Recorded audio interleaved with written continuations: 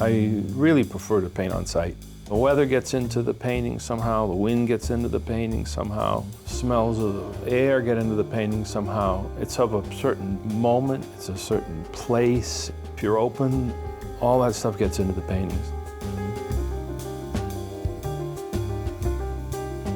I do no planning. But I love the idea that at any moment the world will present itself to you in the most beautiful way you could ever imagine. And everything seems to be in the right place, and everything looks like it was put together by some mad genius. I was a kind of a purist for a long time, and I thought it has to be from observation. It has to be unmediated observational artifact, whether it's a portrait or whether it was a landscape. I've gotten to realize that the studio is where you really finish the paintings, make paintings from paintings sometimes.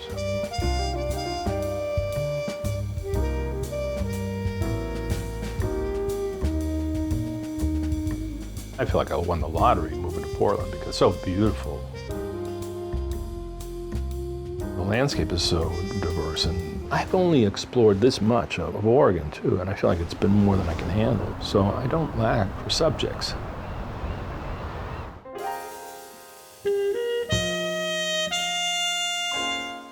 I discovered Astoria purely by accident. It was a friend from college, came out to visit, we just headed west. I wound up in Astoria. I kind of made a mental note, I gotta come back here.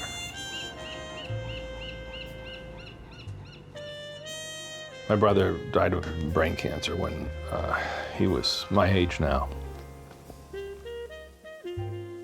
I took a week off and just went to Astoria because I needed to just be by myself. The story was just kind of a hunch because I had this positive memory of it. So it was a very healing week. That first week that I spent in Astoria, a lot of time driving around, scoping out locations.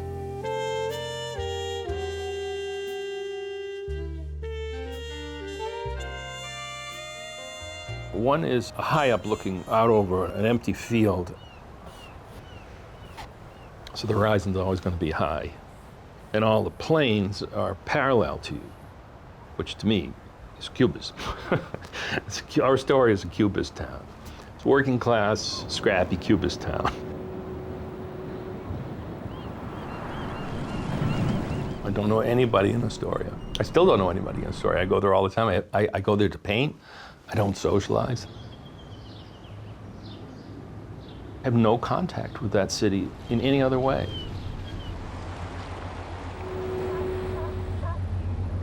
It's a purely visual love affair.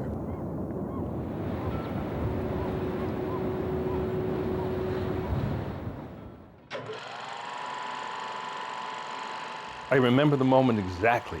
I went out for dinner with a friend, and there was this little, like a photo frame that has rotating images in it, like an album, but it's a still frame. And I thought, what if you made a drawing, actual size, and you just loaded the drawings in a sequence? Then you'd have a little story frame that would tell a story. And so I got one of those and I made a little film. It could only take so many images, so that was the constraint. That was my first animated film, Ghost.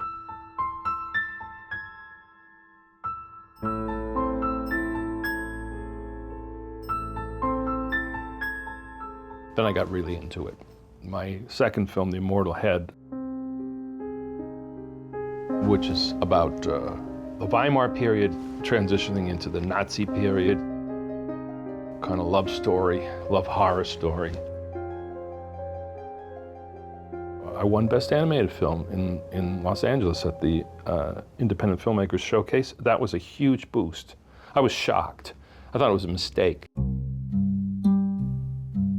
The camera I use is a Nikon SLR. It's nothing special. The program I make them in is iMovie. The images are all hand-drawn. Everything's handmade, so eraser crumbs, smudges, that's good. Paper, textures, all good.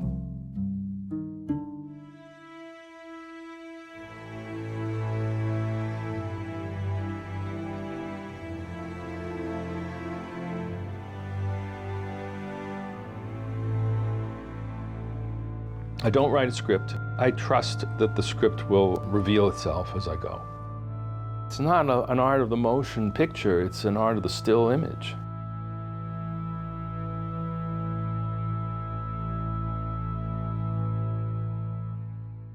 That's why I call it the kinographic novel. It's like early cinema and the graphic novel together. Then I thought I'd make an adaptation of Dracula.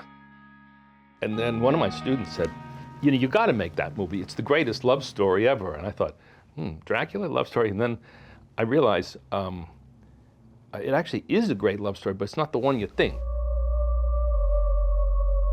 So I thought, I have something new to add to this story. I saw it as a film about a marriage that was possessed by a demon. And I think that's an interesting reading of it, and it's more of a psychological reading of Dracula. So my vampire hunter is an analyst, psychoanalyst. But it's a very faithful adaptation in every other sense. Films are, to me, kind of mysterious. I think they're almost like raw psychic material in a certain way. I don't know if that's a good thing or a bad thing, but I feel like they're very real to me.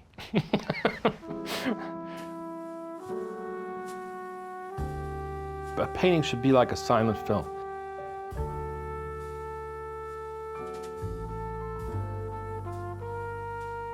Because there is, even in a painting of somebody sitting at a table or reading a book, there is a kind of an implication of a story, or at least an invitation to one.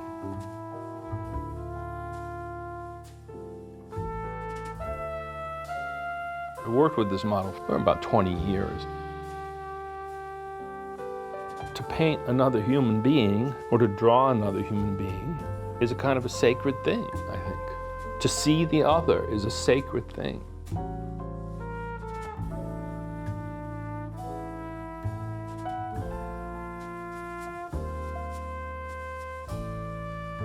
I made a series of paintings for a show I had called Look Out.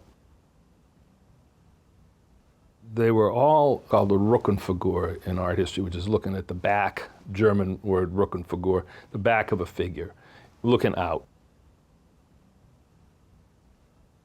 I like that format because the figure stands in relation to the landscape the way we stand in relation to the painting.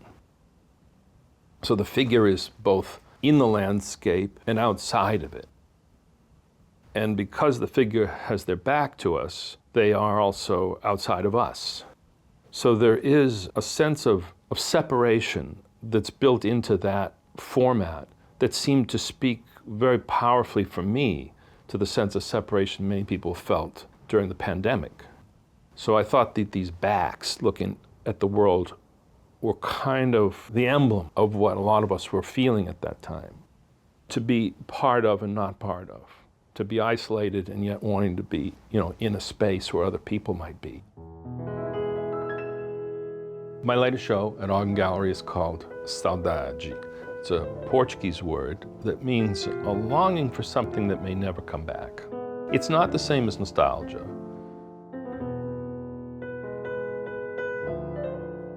Sort of an idea of loss and melancholy, and the joy you take in the fragility of every moment is kind of what I think that saudade encompassed: the past, the fleeting nature of life, and the expectation that things might turn out better.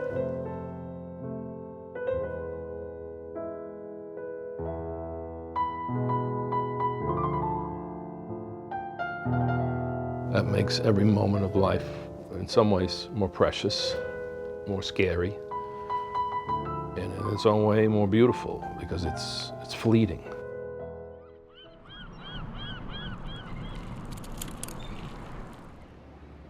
If one really pays attention to how you see things and how you experience things, that will tell you how to do the art, how to communicate it.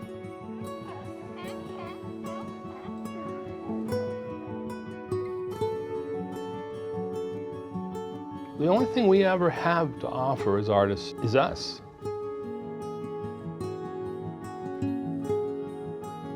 My aspirational ideal is to paint from the point of view of love. I love Astoria. I love my model. That's a world. It's enough of a world for me.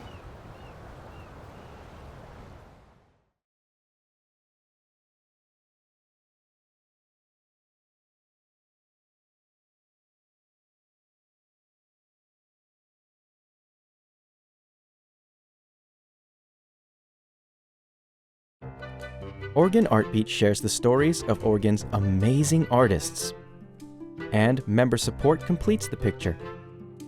Join us as a sustaining member at opb.org/video.